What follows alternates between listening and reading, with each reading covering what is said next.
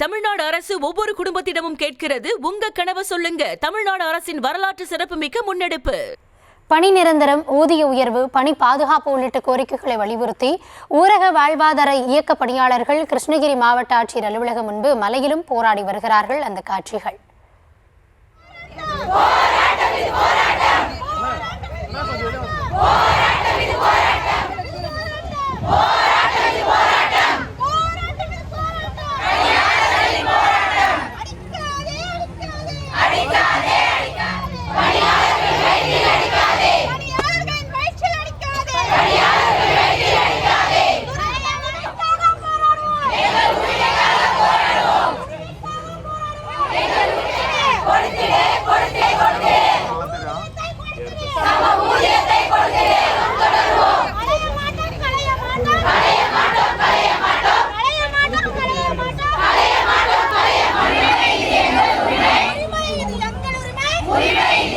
விவரங்களோடு செய்தியாளர் பிரதீப் இணைந்திருக்கிறார். பிரதீப், வணக்கம். கூடுதல் விவரங்களை வழங்கலாம்.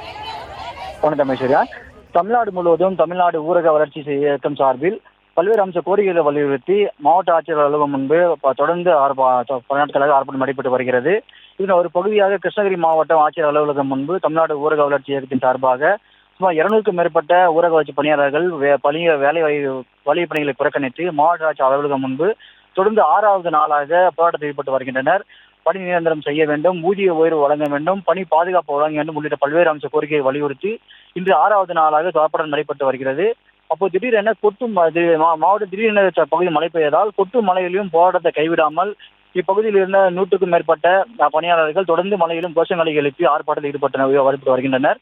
இதனால் பகுதியில் சற்று பரபரப்பு ஏற்பட்டது. தொடர்ந்து இந்த கோரிக்கைகள் நிறைவேற்ற கோரி இப்பகுதியில் தொடர்ந்து 100க்கும் மேற்பட்ட பணியாளர்கள் தொடர்ந்து அமர்ந்து ஆர்ப்பாட்டத்தில் ஈடுபட்டு வருகின்றனர். தமிழ்நாடு அரசு ஒவ்வொரு குடும்பத்திடமும் கேட்கிறது, உங்க கனவை சொல்லுங்க. தமிழ்நாடு அரசின் வரலாற்று சிறப்புமிக்க முன்னெடுப்பு.